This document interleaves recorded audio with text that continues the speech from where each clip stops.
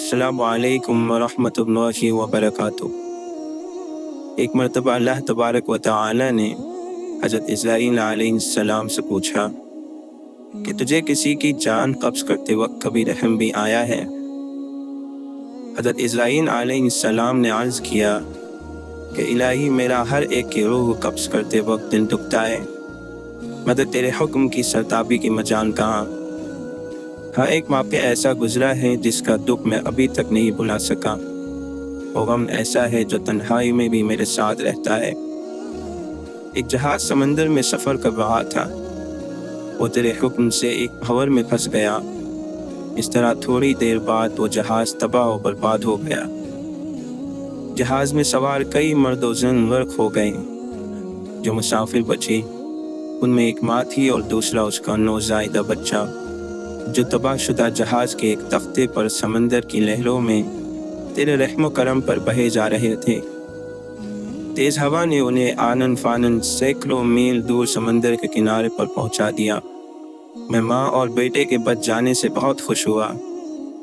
اسی لمحے تیرا حکم ہوا، ماں کی روح قبض کر لو۔ میں نے مولا کریم تیرے حکم کی تعمیر کی۔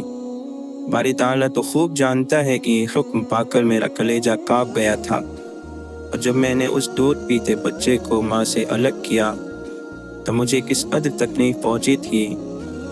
وہ تکلیف اب مجھے یاد آئی ہے تو آنکھیں آنسوؤں سے بھیگ گئی ہیں۔ پھر اللہ تعالیٰ نے فرمایا، اے اسرائیل، کیا تجھے پتہ ہے کہ بعد میں وہ بچہ کہاں اور کس طرح پرورش پاتا رہا؟ اسرائیل علیہ السلام نے عرض کیا، اللہ تعالیٰ عالم الغیب ہے، ظاہر اور باطن اسی پر آیا ہے۔ اللہ عز و جل نے فرمایا، ہم نے موج سمندر کو حکم دیا کہ اس لاوارث بچے کو اٹھا کر ساحل پر ڈال دیں۔ ساحل کے قریب ایک سرسبز و شاداب جزیرہ تھا۔ ہم نے پھولوں کو حکم دیا کہ بچے کے نیچے سیج بچھا دیں۔ سورج سے کہا، اپنی تیز دھوپ سے اس بچے کو محفوظ رکھنا۔ بادل کو کہا، بچے سے ذرا فاصلے پر برسے۔ درختوں کی شاخیں خود بخود جھک کر پھل اور ان کا رس اس کے منہ میں ڈال دیتی تھی۔ جزیرے میں ہم نے ایک شیرنی کی یہ ذمہ داری لگا دی، وہ روزانہ اسے دودھ پلاتی۔ شیرنی کے خوف سے کوئی جانور بچے کے پاس نہیں آ سکتا تھا۔ اس جزیرے میں ہم نے خوشنما اور حسین پرندے بھیجے جو ہر وقت چہچہاتے تاکہ بچے کا دل پریشان نہ ہو۔ ہوا کو حکم دیا کہ اس پر سے آہستہ آہستہ گزرے تاکہ اس کو کوئی تکلیف نہ ہو۔ اے اسرائیل، وہ تنہا اور بظاہر بے یار و مددگار بچہ پرورش پا کر خوب صحت مند اور بہادر ہو گیا۔ ہم نے اس کے پاؤں میں کبھی کانٹا بھی نہ چبھنے دیا۔ دنیا جہاں کی نعمتیں اسے عطا کی۔ اب اے ملک الموت، تو جانتا ہے وہ بچہ کہاں اور کیا کر رہا ہے؟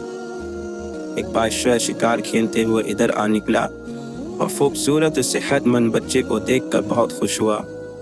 اسے اٹھا کر اپنے محل میں لے گیا۔ ان کے ہاں کوئی اولاد نہ تھی، انہوں نے اسے اپنا بیٹا بنا لیا۔ بادشاہ کے مرنے کے بعد وہ اکیلا تاج و تخت کا مالک بن گیا۔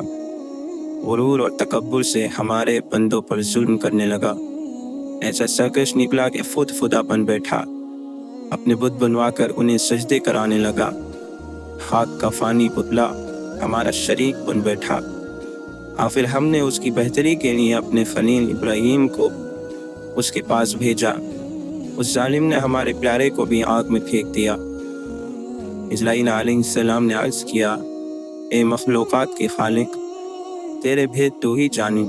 میں اس سرکش بچے کی حالت سے بے خبر ہونے کی وجہ سے دل میں خیال اور ملال لاتا رہا۔ اللہ تعالی نے فرمایا، اے اسرائیل، اس بچے نے میرا کیا شکر ادا کیا؟ دوسروں کے لیے تو ماں باپ کی پرورش حجاب بن جاتی ہے، مگر اس ناشکرے نے تو بلا واسطہ اپنی جیب میں بہت سے موتی ہم سے پائے تھے۔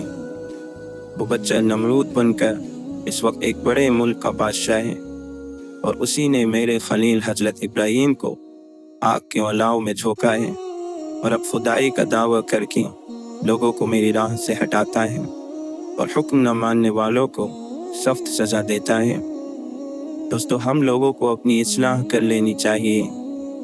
ہمیں ہماری نفس پر پڑی ہوئی زنجیر کو اس کے گلے سے دہی نکالنا چاہیے۔